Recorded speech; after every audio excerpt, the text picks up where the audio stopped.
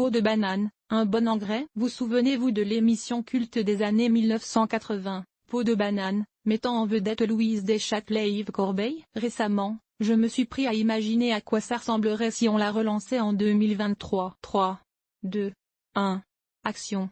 INT. Appartement de Simone Esté Laurent et Claude Caillé. Claude est dans la cuisine. Il coupe des peaux de banane en petits morceaux et les dépose dans un bocal en vitre avant de le remplir d'eau et d'y ajuster le couvercle. Tandis qu'il met le contenant sur le comptoir de la cuisine, entre Simone qui laisse un sac d'épicerie sur la table. Elle s'avance vers Claude, et ils se prennent dans les bras l'un de l'autre. Simone: allô chérie.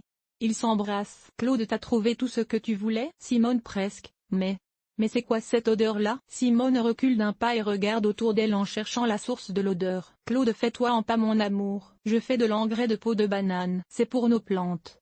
Simone: mais pourquoi donc? Elles vont très bien, nos plantes. Claude: eh bien, plutôt que de jeter nos pelures de banane, je me suis dit qu'on les réutiliserait. C'est tout simple et écologique. On laisse macérer les peaux de banane dans l'eau pendant une semaine et puis on utilise l'eau pour fertiliser nos plantes. C'est plein de potassium, les bananes, un des nutriments essentiels à la vie des plantes. On est en 2023, Simone, il faut récupérer nos déchets de table, pas les jeter. Simone: Claude, tu vas me jeter ça immédiatement. Je ne veux pas de tes vieilles peaux de banane qui puent dans ma cuisine. Claude: notre cuisine.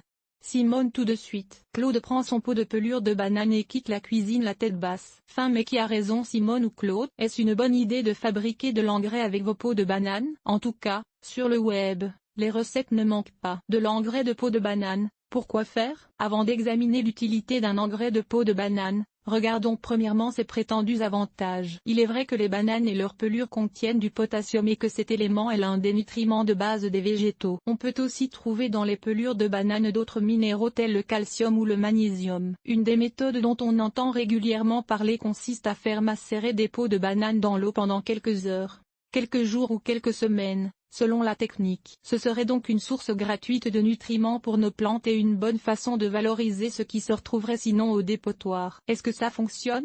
Oui et non. En effectuant mes recherches, je n'ai trouvé aucune étude qui démontrait que le fait de macérer des pelures de banane dans l'eau permettait d'en extraire les nutriments. D'un point de vue chimique, cependant, il est possible, en théorie, pour le potassium de s'infiltrer dans l'eau, mais je ne peux pas vous dire en quelle quantité. Malheureusement, la majorité des autres éléments, à cause de leur composition, resteront dans la pelure de banane. En revanche, la question importante est de savoir si vos plantes ont réellement besoin de potassium et, si oui, en quelle quantité. Il n'y a pas de doute que les végétaux ont besoin de cet élément, mais il est probable qu'il y en ait déjà dans votre sol ou votre terreau. Avant d'appliquer cet engrais, je suggère de déterminer si votre plante en a besoin. Une carence en potassium se manifeste par des contours de feuilles jaunes et recourbées. Attention, car il est possible qu'une autre raison explique ces symptômes. Puisqu'on ne connaît pas la quantité de potassium dans l'engrais que vous concoctez, il est difficile de déterminer la dose nécessaire. Si vous utilisez ce type d'engrais, je vous suggère de le diluer et de faire des expériences avant d'en mettre sur toutes vos plantes. Autre méthode.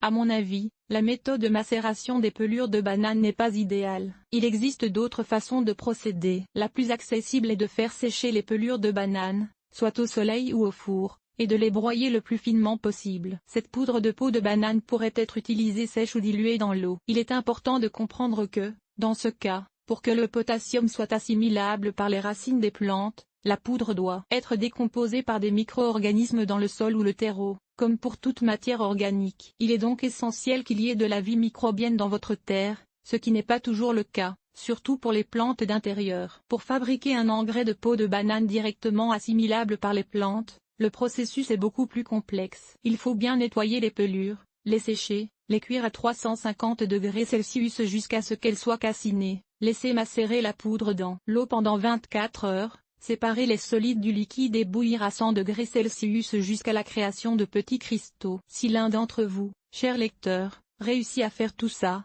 je vous promets d'essayer votre engrais dans mon jardin. Une autre avenue intéressante serait de faire fermenter les pelures de banane, ce qui aurait comme effet d'extraire les nutriments plus efficacement que par la macération. Cette méthode est utilisée dans la production industrielle, mais, à la maison, vous pourriez essayer le bokashi, un procédé de compost fermenté. Problème potentiel.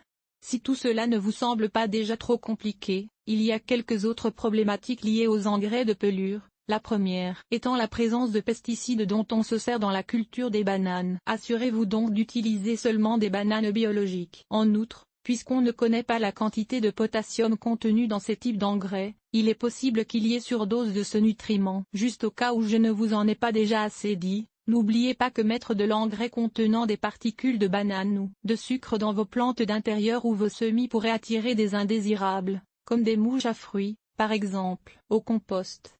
Mais j'ai une solution qui réglera tous ces problèmes et fera de la fabrication d'engrais de pelure de banane un charme. Mettez-les au compost. Que ce soit un compost domestique, celui de votre municipalité, ou même du vermicompostage, la meilleure méthode pour réutiliser vos restants de table, peau de banane incluse, est de laisser les micro-organismes et champignons les décomposer pour vous. Ils rendront les nutriments qu'ils contiennent accessibles aux plantes et nourriront votre sol. Pourquoi faire compliqué quand on peut faire paresseux et laisser la nature faire le travail pour nous? Vous pourriez même déposer une pelure de banane sur le sol de votre jardin et la laisser se décomposer. Je dois vous avouer quelque chose. Bien que les bananes contiennent beaucoup de potassium, d'autres aliments en contiennent autant, sinon plus. Les pommes de terre, par exemple, comporte 40% plus de potassium. Il n'y a donc aucune raison de fabriquer des engrais de pelure de banane plutôt que d'autres fruits ou légumes. Je comprends tout à fait l'intérêt de réutiliser plutôt que de jeter, mais le compost est de loin la meilleure méthode pour revaloriser nos déchets de table. Alors,